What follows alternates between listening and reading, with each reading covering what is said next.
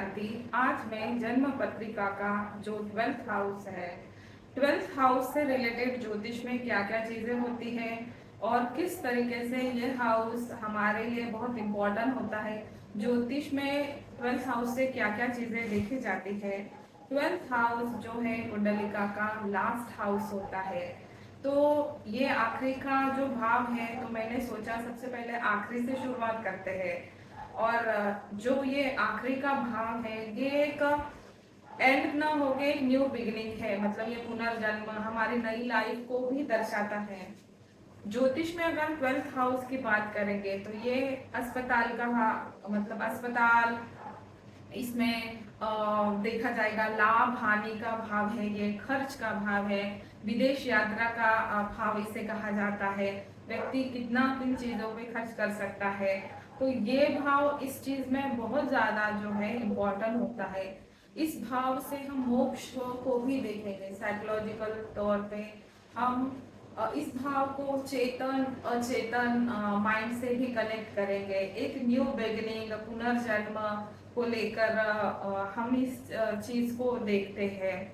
जो महात्मा लोग होते हैं वो अपने जीवन का जैसे आखिरी या जीवन को छोड़ना, वो 12th हाउस या नवम 9th हाउस की दशा प्रत्यंतर दशा में ही अपना शरीर त्यागते हैं। जो भी महात्मा लोग होते हैं, 12th हाउस कहीं ना कहीं चोरी से रिलेटेड भी होता है। 12th हाउस मतलब चोरी होना या व्यक्ति कुछ आपराधिक कृत्य करना, इसको हम 12th हाउस से देखेंगे। इस भाव को बहुत ही ज्यादा रहस्यमय भाव भी कहा जाता है। 12th हाउस जिस भी भाव में जाता है, कुंडलिका में जहां भी प्लेस होता है, उस भाव के नैसर्गिक चीजों को वो खत्म कर देता है। मान लो 12th हाउस चतुर्थ हाउस में है, चतुर्थ हाउस जो है भूमि संपत्ति का है, तो 12th हाउस वहां जाने की वजह से व्यक्ति की भूमि संपत्ति का नाश हो सकता है।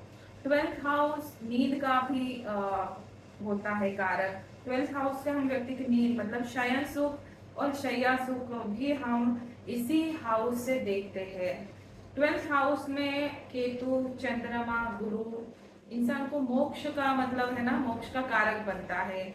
व्यक्ति बहुत रियलिटी में जीवन जीता है, भ्रम में नहीं जीता, मृत्यु की वास्तविकता को समझता है। 12th हाउस में विदेश यात्रा तो देखी जाती है। विदेश यात्रा 12th हाउस की दशांतर दशा में बहुत मतलब अच्छे से व्यक्ति जाएगा। कहाँ रहेगा, किस भूमि पे रहेगा, इसमें 12th हाउस का बहुत बड़ा रोल प्ले होता है। व्यक्ति सत्कर्म करेगा, क्या करेगा, और केतु की अगर इसमें प्लेसमेंट है तो मोक्ष की तरफ व्यक्ति जरूर जाएगा, या उसका ये लास्ट जन्म है ऐसा भी कहा जाता है। तो ये एक रहस्यमय चीजों को भी दर्शाता है, पुनर्जन्म को भी दर्शाता है। हमारे कार्मिक अकाउंट भी हम 12th हाउस से देखेंगे।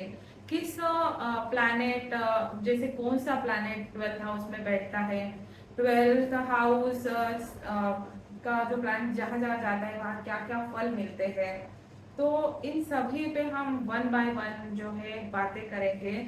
सबसे पहले मैंने ये सोचा कि हम इस भाव को लेके थोड़ा सा ओवरव्यू देंगे, फिर वन बाय वन इस चीज को हम बहुत डिटेल में स्टडी करेंगे। आपके साथ चोरी या अपराध होगा कि नहीं, आपराधिक प्रवृत्तियां, बेवजह कोई व्यक्ति जेल में जाता है, तो इसमें 12th हाउस का बहुत बड़ा रोल प्ले होता है। 12th हाउस विपरीत राजयोग भी देता है। जैसे 12th हाउस का जो स्वामी है 6-8 में जाएगा तो विपरीत राजयोग के भी योग बनते हैं। तो इस तरीके से 12th हाउस से कई सारी चीजें जुड़ी हुई है, और मैंने सोचा कि थोड़ा सा ओवरव्यू देके हम इस विषय को और डिटेल में भी स्टडी करेंगे।